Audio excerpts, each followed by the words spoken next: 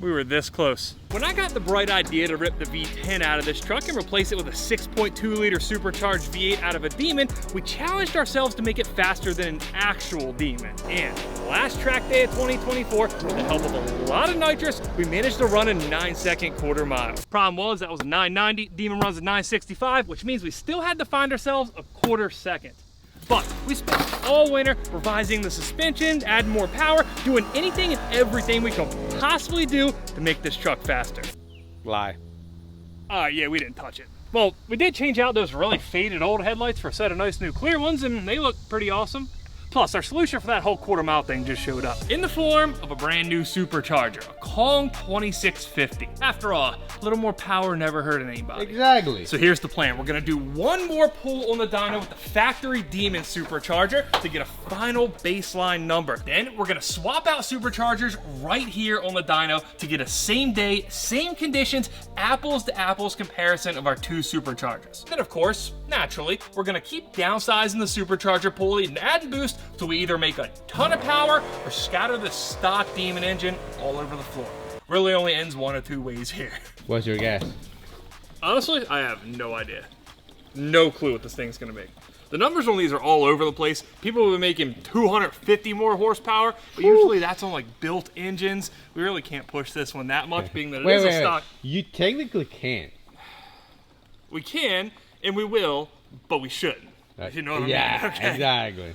Especially considering that this is the extent of the yearly maintenance we've done to this thing. It has literally sat on the lift since last fall. How many oil changes? How many what? How many what? Yes. It only has like 50 miles on the oil, it's fine.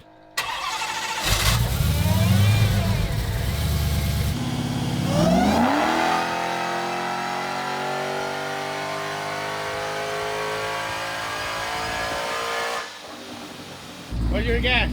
I don't know, sound is slowed. Yeah. After having the Super on the dyno, everything else feels slow now. Oh! 798. That's right where it should be, right? It's about what it made off the nitrous last time. I do think the torque number is probably wrong. Yes. Yeah, I don't think it's making quite 8,700 foot-pounds of torque. I think we had a little RPM read issue there. That was the quickest dyno session ever. 798 horsepower. These Demon blowers, they make good power, don't they? Yeah. I'm honestly gonna miss this thing. It was such a fun truck with this blower on it. I mean, again, what car or truck in this case isn't more fun with another 100 or 200 maybe even horsepower? 250. Don't push it.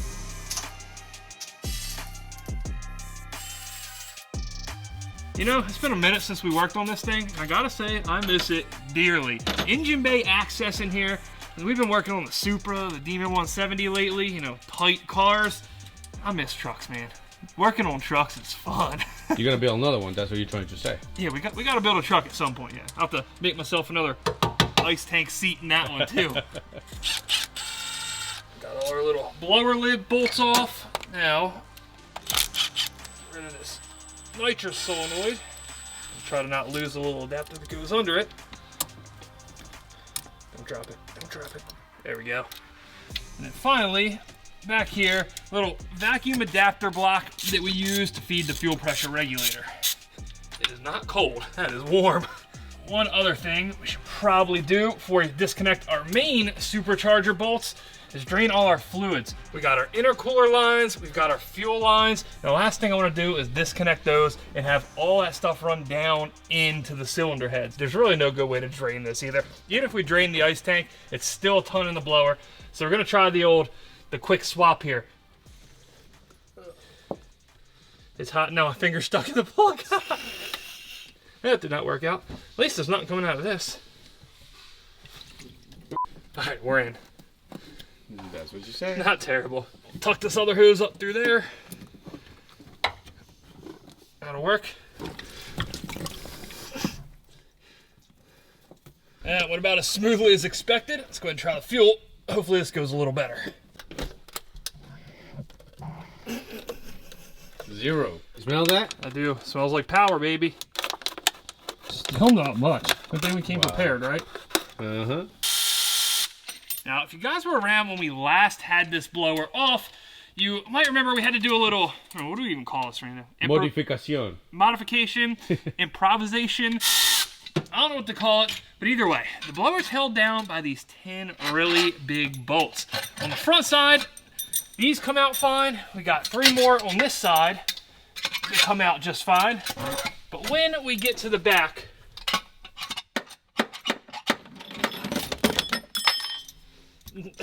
You make a mess. the point's still established, they don't come out. So what we did was actually cut the gasket in the back to allow us to slide it over those bolts instead of having to go through it. Engineering. Now the most difficult part of this whole job, getting this massive supercharger out of here. Still warm. We're good. There's just look on the hose. Won't be able to install if something wasn't a little jacked up. It's heavy. It is heavy. All right, up, out. There we go. That's still hot, ain't it? Oh, yeah.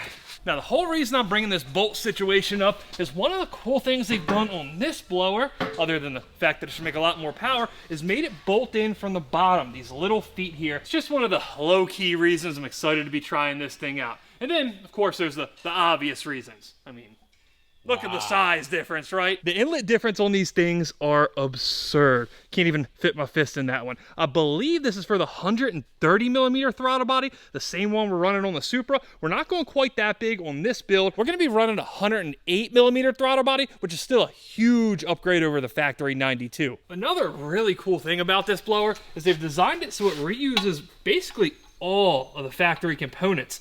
All the temperature sensors, the pressure sensors, they all swap right over. They're in the same spot. Now, one other thing we're supposed to be able to pull right out of our old blower and swap over into the new one are intercooler bricks. But I want to leave this as complete as possible. That way we can try to sell it and recoup as much of the money as we put into this one as possible. So instead, we're just going to swap in a different set of bricks we had laying around the shop. Go ahead and swap ourselves on some new gaskets while we're in here for, well, obvious reasons. Then we should be able to drop it down in here just like the factory ones. Oh yeah, right in. That's slick. One thing though on these is a bit different is our rear coolant crossover. This is the factory one. You can see it kind of hangs back off the blower a little bit, bumps out there. Dave gave us this one though that sits like much more flat to the back of the blower. Assuming we can get it on. There we go. She ain't going nowhere? Don't believe she is. One other thing they integrated on this coolant crossover, it's actually pretty cool, is they give you either a passenger side or a driver side location for your intercooler temperature sensor. On the factory one, you only have a passenger side option. Now we are gonna keep ours on the passenger side, being that it's already wired up that way, but it's still cool if you're using this in some type of custom application. Maybe the driver side works better for you. With our bricks in, we should be able to lay our lid gasket on here. That is not at all the right way. Yeah, that looks better. And slap our lid right back on.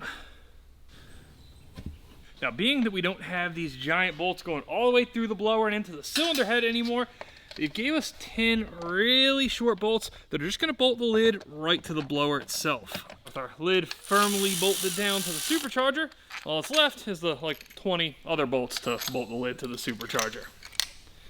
I'll go ahead and install our fuel rails. Once again, straight off that stock blower. There's only one man for the job here. The professional unboxer. Wow. I need one for the Z2. And with that, we salvaged everything we need to out of this factory blower. So we can go ahead and get this thing out of here. It's gonna go on our throttle body adapter. That's gonna let us convert down to our 108 millimeter throttle body. The last piece of the puzzle before we throw our throttle body on is our nitrous plate. Previously, we're running a nitrous outlet plate right after our factory throttle body. Lets us put in nitrous, lets us put in fuel, and have all the fun we could ever want through that plate. But being we have a bigger throttle body and a bigger hole, we couldn't get away with that same size one, so we had to have one machined out to exactly 108 millimeters by nitrous outlet. All the hard work's done for us. We just run the bolt through the throttle body, through the gasket that's also cut out to 108 millimeters, and right into our adapter plate, if, of course, can actually get it in the hole for once. Shoo! Yeah, that's gonna flow some air. It's 108 millimeters of American power, baby. Maybe it's my imagination, but it feels like this one's a little lighter. It's a little lighter. No. These guys pretty light though, right? Huh, definitely. Definitely indeed. Let me introduce you to the sickest work boots in the game from our partners at Brunt. It ain't a secret, I'm not a boot guy. Never have been, but let me tell you, these things are stupid comfortable. Right out of the box. No break-in, no blisters, none of that usual boot drama that's turned me off in the past. You just unbox them, throw them on, and get to work. They got this cushioned footbed in them that's like suspension for your feet. They got great support, they're breathable, they don't feel like you've been walking around with bricks on your feet all day. Man, they're built for every situation, every time. Oil resistant, check. Slip resistant, check. Heat resistant, yeah, check. And I'm talking 572 degrees type heat. I'm talking OG Demon type heat. What I'm getting at is you'd have to try real hard to make these things break a sweat. And here's the thing, guys, they're honestly priced too. So whether you're on the job site day in and day out and need a new pair of go-to boots, or maybe you're like me and just need something to throw on your feet when you're doing something a little extra sketchy, Brunt's got you covered. So if you're ready to try them out, click the QR code right there and use my code SCRAPLIFE10 to save $10 on your first Brunt order. Plus, try them out on the work site. If you don't like them, you just send them right back. It's as easy as that. Let's go. I take back everything I said about those short bolts. It's gonna be easy, they say. Well, to be fair, I hyped these up before using them. It definitely has its perks. They probably work great if you didn't have to work under a cow because you put the stupid motor in a truck, you know? This was the next thing Not that. I had concerns about. Our intake. This was very tightly engineered from the stock throttle body to go down under this hardline coolant pipe we made. And as soon as we sat this thing on here, you could tell it just didn't look right. This throttle body, especially with the nitrous plate and the adapter, sits a lot further this way than the factory one did. So much so that, well, let me just show you guys.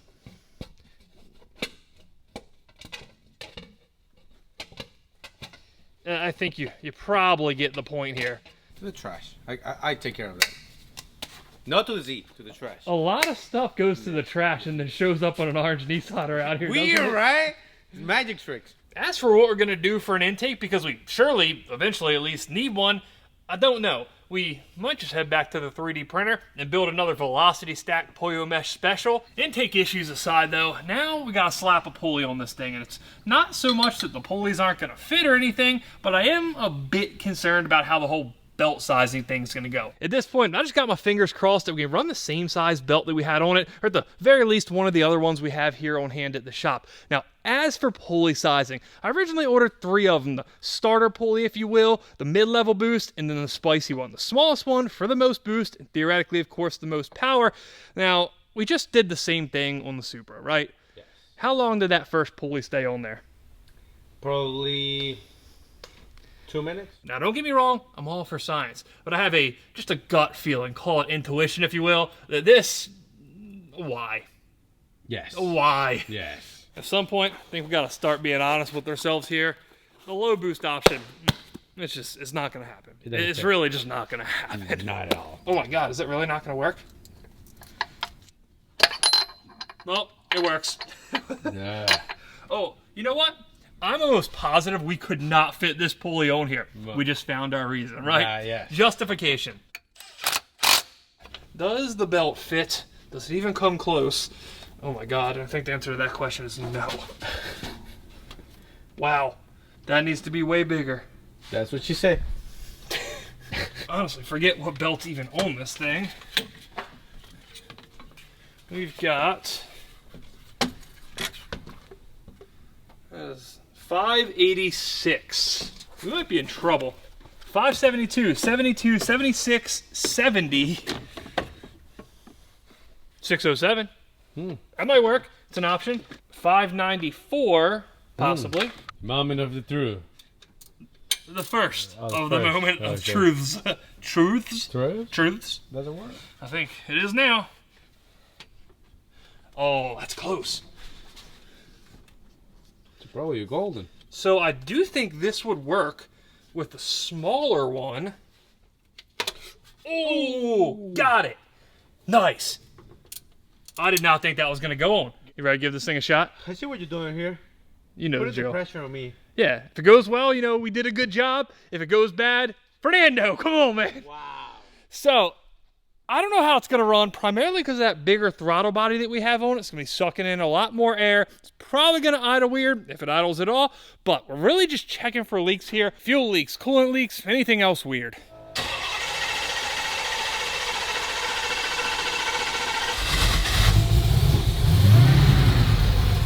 Let's see.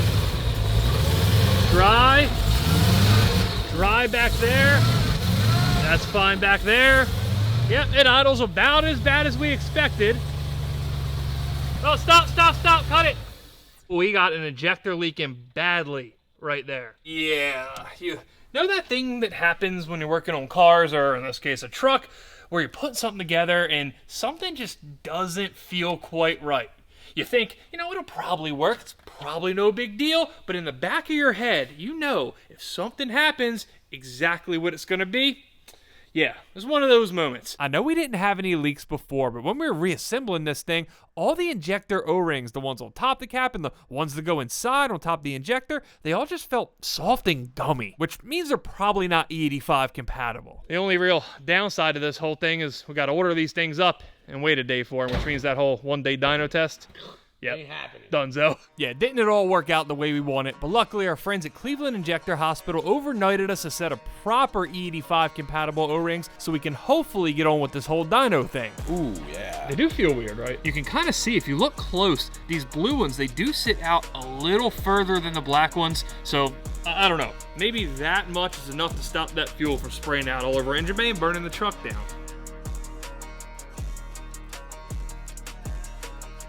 Started better this time? Exactly. I don't know, feeling set up.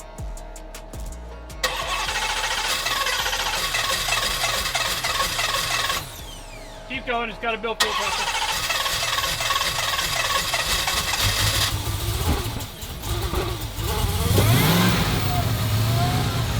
Hey, at the very least, that injector ain't leaking.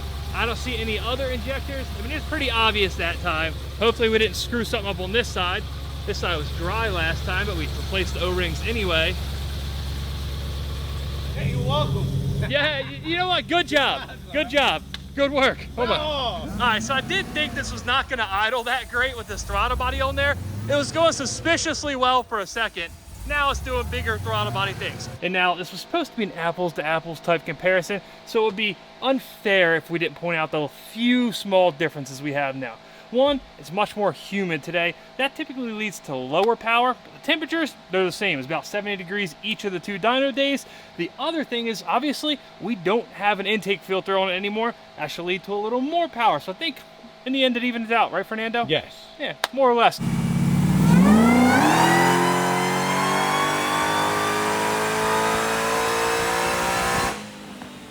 That sounds really good. It sounded good. It felt like it moved through a little faster. 20 pounds of boost that time. You ready? Yeah. Oh, what? No! Holy! God damn! That's awesome. You made 947. 947. Oh, from 798? Wow. That's impressive.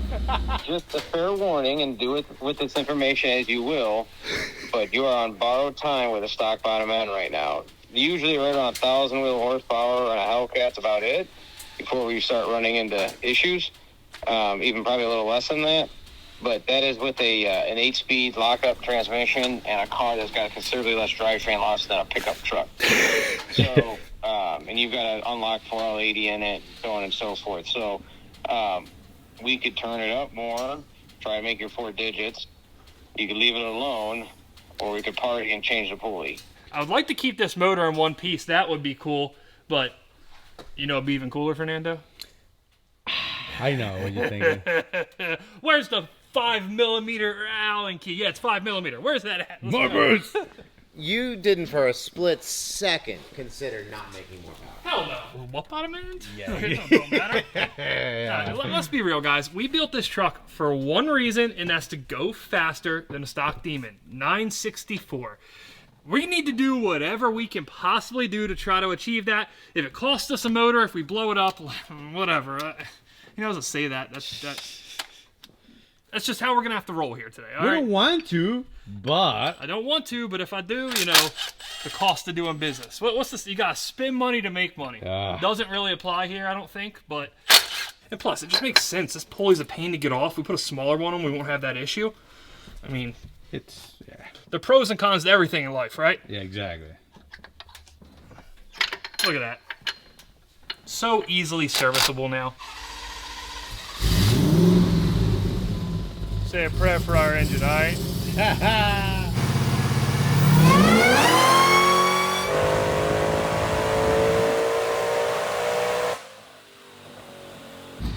Whoa, that sounds scary. Sounded fast. It sounded fast.